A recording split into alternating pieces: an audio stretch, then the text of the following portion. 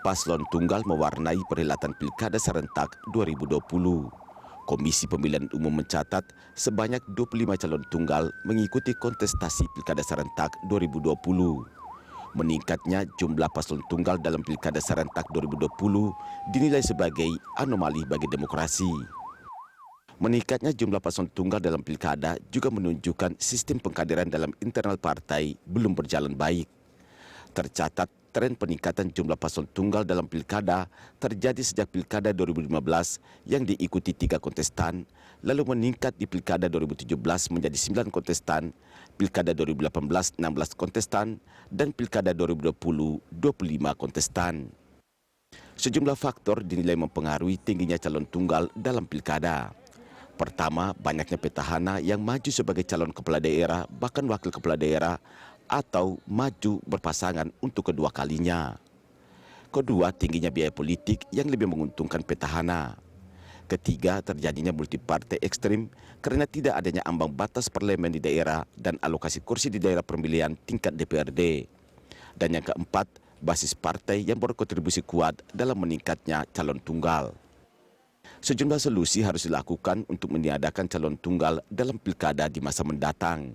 Di antaranya mendorong multipartai sederhana di tingkat lokal, yakni dengan ikut memberlakukan ambang batas minimal 4% di daerah. Selain itu perlu adanya standarisasi rekrutmen politik dan juga mendorong desentralisasi pencalonan sehingga tiap-tiap daerah juga punya otoritas dalam mencalonkan kepala daerah serta menurunkan syarat pencalonan baik partai maupun perseorangan. Tim Liputan, Berita 1, Jakarta. Pemirsa, fenomena calon tunggal pilkada, itulah topik Morning Talk kita pagi ini. Dan untuk membahasnya kita telah terhubung dengan Direktur Eksekutif Perkumpulan untuk Pemilu dan Demokrasi atau Perludem, ada Mbak Hoirunisa Nur Agustiati. Anda juga bisa berpartisipasi dengan menghubungi kami di nomor telepon yang tertera di layar televisi Anda. Ya, kita sapa terlebih dahulu. Halo Mbak Nisa. Halo Mbak, apa kabar? Baik, semoga sehat ya Mbak Nisa di tengah pandemi COVID-19 ini. Semoga ya, kita terus diberikan kesehatan. Oke Mbak Nisa, kita berbicara soal calon tunggal ya dalam pilkada. Ini sebenarnya apa yang menjadi penyebab? Kita lihat datanya dari 2015 3 kontestan bertambah di tahun 2017 9 kontestan, kemudian 2018, 16 dan juga 2020 ada 25 kontestan. Ini sebenarnya apa yang menjadi penyebabnya? Kenapa ini selalu bertambah di setiap penyelenggaraan pilkada?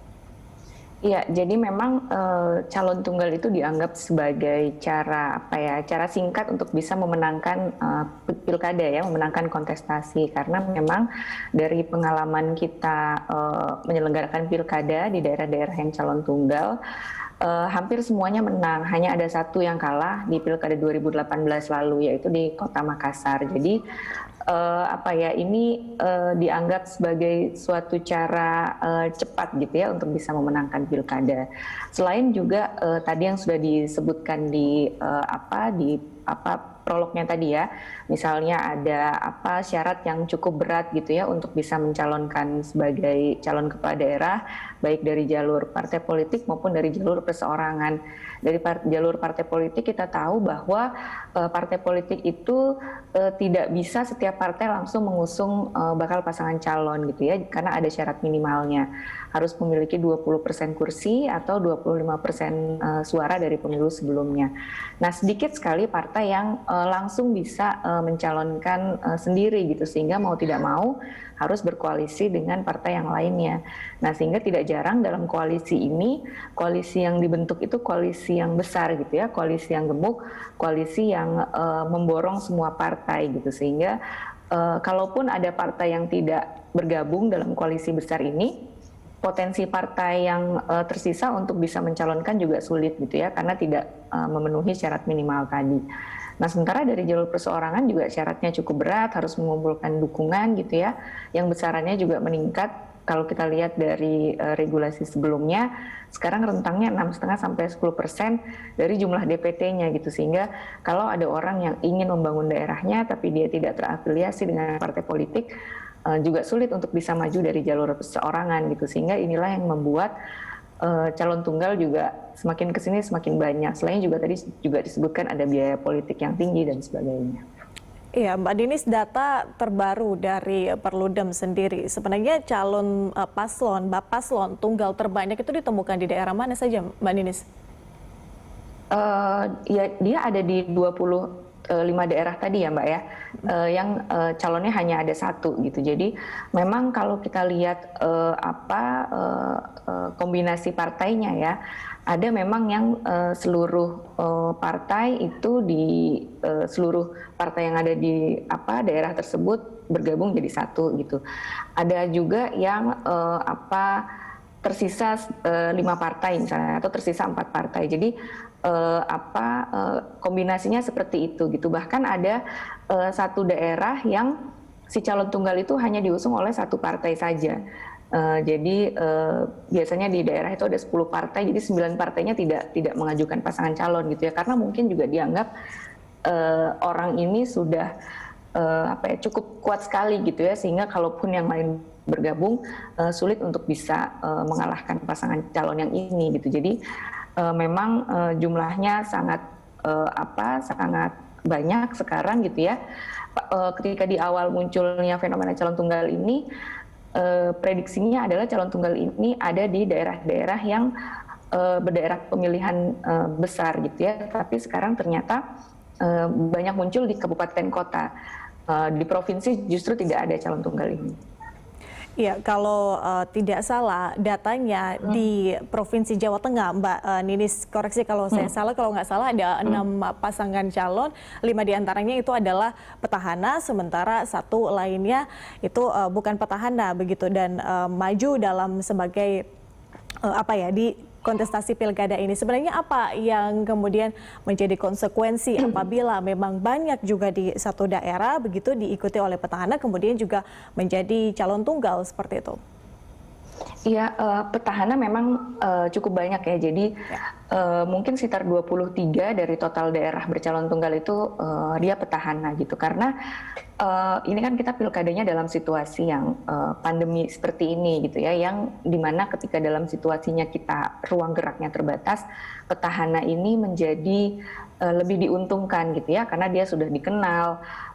Apalagi kalau misalnya petahana itu menjadi ketua gugus tugas penanganan COVID di daerahnya gitu ya, dalam memberikan bantuan-bantuan. Nah, sementara calon-calon yang baru ini kalau dia mau memperkenalkan dirinya ke publik, dia memiliki hambatan gitu ya, karena mengumpulkan orang nggak bisa, memperkenalkan diri juga sulit gitu, sehingga memang petahana ini lebih diuntungkan. Nah, tentu bagi masyarakat gitu ya, yang perlu diberikan pemahamannya ke masyarakat bahwa calon tunggal itu bukan kewajiban untuk dipilih gitu ya, karena masyarakat juga punya alternatif untuk memilih kota kosong. Nah, disinilah pentingnya diinformasikan kepada publik gitu ya, harus ada perlakuan yang setara antara calon tunggal dengan kota kosong. Jadi jangan juga sampai ada wacana bahwa kalau misalnya mensosialisasikan kota kosong artinya mendukung golput gitu ya, atau melakukan pencemaran nama baik kepada si calon tunggal ini. Tidak, karena kota kosong ini konstitusional oleh Mahkamah Konstitusi gitu, memang diperbolehkan, sehingga perlakuannya juga harus setara supaya masyarakat juga mendapatkan informasi gitu ya yang luas bahwa calon tunggal ini bukan suatu kewajiban untuk dipilih gitu, masyarakat masih punya alternatif juga. Iya, Mbak Ninis, menurut riset dari Partai Perludem sendiri, ini partai-partai mana saja yang paling banyak mengusungkan calon tunggal? Iya, yang paling banyak mengusung calon tunggal memang dari partai yang sedang berkuasa ya, atau memiliki kursi yang banyak gitu, PDIP misalnya. Di salah satu kabupaten kota di Jawa Tengah bahkan calon tunggal itu hanya diusung oleh PDIP, partai lainnya tidak mengusung gitu ya, karena tadi mereka punya kursi yang cukup banyak gitu ya di DPRD, lalu juga ada kepala daerah yang latar belakangnya juga dari partai yang sama, sehingga potensi untuk tadi calon tunggalnya besar, potensi untuk menjadi calon tunggalnya juga besar gitu. Sementara partai-partai lain gitu ya yang partai menengah bawah memang sulit untuk bisa bahkan untuk mengusung sendiri, mengusung pasangan calon sendiri saja sulit gitu, karena dia mau tidak mau harus berkoalisi. Sementara partai-partai yang menjadi mayoritas di daerah itu kan dia paling tidak biasanya hanya tinggal menambah 2 atau 3 koalisi lagi untuk berkoalisi lagi gitu, sehingga memang partai-partai besar itu lebih banyak ya, kalau kita lihat banyak yang membawa calon tunggal ini memang kebanyakan dari partai-partai yang berkuasa di daerah itu. Iya, Mbak Ninis, kita kan tahu bahwa di ideologi di setiap partai ini kan bisa dikatakan berbeda seperti itu. Nah, ini platform apakah yang paling pas begitu untuk mempertemukan, mempersatukan ini ideologi yang sama untuk mengusulkan calon tunggal? Ya, kalau kita lihat dari ideologinya sebetulnya rasa-rasanya tidak kawin gitu ya kalau harus bersatu, karena kan partai kita itu secara umum ideologinya nasionalis, ada yang berideologi agama, ada yang ideologinya pembangunan gitu ya. Ini 3 ideologi yang berbeda sebetulnya. Tapi karena memang kalau kita lihat kan party ID di Indonesia kan juga sebetulnya kecil gitu ya, tidak besar, sehingga memang dalam pemilu gitu ya, ini terkadang menjadi sangat cair gitu, sehingga misalnya partai yang berideologi agama bisa bergabung dengan partai yang berideologi pembangunan atau nasionalis gitu.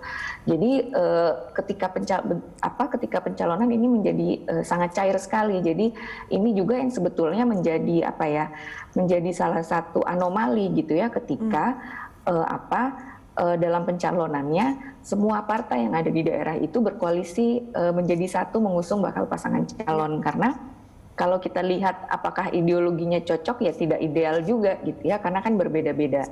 Maka dari itu memang fenomena calon tunggal tadi memang ini anomali gitu ya, anomali bagi demokrasi kita.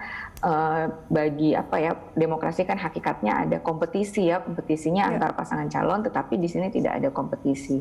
Jadi memang kalau kita bicara soal ideologi partai sekarang menjadi sangat cair gitu, karena tadi ada persyaratan yang sangat berat tadi ya, harus punya minimal kursi tadi 20% kursi atau 25% suara dari pemilu sebelumnya. Nah, sehingga karena kesulitan untuk bisa mencalonkan diri lagi gitu, koalisi yang terbangun juga bukan koalisi yang berdasarkan ideologi gitu ya. Koalisinya ya berdasarkan diasumsikan bahwa ya akan ada bagi-bagi kue gitu ya setelahnya. Jadi memang bukan berdasarkan ideologi lagi koalisinya. Oke, Mbak Ninis, kita bahas lebih lanjut terkait dengan anomali dengan adanya banyaknya calon tunggal ini bagi demokrasi kita. Namun saya ingin menanyakan terlebih dahulu tadi terkait dengan pencalonan ataupun majunya calon tunggal dari sejumlah partai, khususnya sekarang PDIP yang paling banyak mengusulkan calon tunggal. Nah, Anda sendiri melihat atau menilai bagaimana kemudian sistem perekrutan dan juga perekrutan paslon dan juga pengkaderan dalam parpol saat ini, mengingat juga banyak calon petahana yang kemudian maju lagi di pilkada pada tahun ini? Ya, memang kalau kita bicara soal kaderisasi gitu ya, atau rekrutmen di internal partai, ini masih menjadi PR besarnya partai gitu, karena belum maksimal prosesnya ya. Di undang-undang, baik undang-undang pemilu atau undang-undang pilkada, memang disebutkan dalam mencalonkan kepala daerah gitu ya, atau calon anggota legislatif, partai politik itu harus melakukannya dengan proses yang terbuka dan demokratis. Tapi definisi terbuka dan demokratis itu kemudian dikembalikan lagi ke masing-masing ADART partai politik. Jadi memang tidak ada indikatornya gitu ya. Misalnya ada indikator bahwa orang ini dicalonkan karena ada konvensi di internal partai atau ada pemilu internal di partai politik gitu. Itu memang tidak dijelaskan rinci gitu. Sebetulnya yang dimaksud dengan demokratis dan terbuka ini seperti apa? Sehingga karena itu dikembalikan lagi ke masing-masing partai politik, ya masing-masing partai politik punya penilaiannya sendiri gitu. Sehingga terkadang ada orang yang dia sudah menjadi kader partai politik lama gitu ya, sudah berkarir di partai politik sejak lama, misalnya dari bawah. Kemudian ketika lagi masa pencalonan seperti ini, sebetulnya dia sudah layak gitu ya, misalnya dari segi waktu, dia sudah dapat pemahaman atau internalisasi soal ideologi partai. Ketika ada orang yang punya modal sosial finansial besar, sangat tinggi popularitasnya, kader partai ini harus tersalib dengan orang-orang yang seperti itu gitu, karena tadi itu tidak ada indikator yang jelas terkait dengan makna demokratis dan terbuka tadi, sehingga tadi ketika mencalonkan, kalau orangnya dia popularitasnya sangat tinggi, punya modal finansial yang besar, itu berpotensi tadi itu karena partai mau ikut pemilu ya mau menang gitu ya, pragmatisnya mau menang, ya akhirnya partai-partai lain juga tadi juga ingin menang dalam kontestasi pilkada ini, akhirnya mendukung satu orang yang punya popularitas tinggi dan punya modal finansial yang besar, karena partai lain pun juga tidak siap gitu ya kadernya untuk dimajukan dalam kontestasi ini gitu. Jadi memang ini masih menjadi PR kita bersama. Ada juga catatan misalnya proses penunjukan orang yang dicalonkan sebagai calon kepala daerah ini usulannya tidak dari daerah gitu ya. Kadang-kadang usulan dari daerah ini harus harus kalah dengan usulan dari pimpinan pusat partai politik gitu ya. Hal ini juga kan menunjukkan bahwa organisasi partai politik secara model rekrutmennya, model kaderisasinya juga belum maksimal gitu. Sehingga ini yang perlu memang terus-menerus kita ingatkan ke partai politik supaya terus-menerus menyiapkan kadernya gitu ya. Saya yakin kalau memang proses kaderisasi internal partai politik ini baik, setiap partai itu pasti punya calon yang akan dimajukan dalam kontestasi baik pilkada ataupun pileg gitu ya, sehingga tidak harus dari orang yang punya popularitas tinggi atau punya modal finansial yang besar. Baik, Mbak Dinis, nanti di segmen berikutnya kita akan bahas. Tadi Anda sempat menyinggung ya terkait dengan apakah ini menjadi anomali bagi demokrasi, dan juga nanti mungkin saya akan tanyakan bagaimana kemudian masyarakat apakah sudah teredukasi untuk memilih misalnya ada calon tunggal dengan kota kosong misalnya. Banyak juga masyarakat yang mungkin masih memikirkan atau mungkin edukasi terkait dengan itu, mungkin pada saat ada calon tunggal, mereka harus memilih calon tunggal itu dibandingkan harus memilih dengan kota kosong. Baik, Mbak Dinis, kita lanjutkan di segmen berikutnya. Pemirsa, tetaplah bersama kami.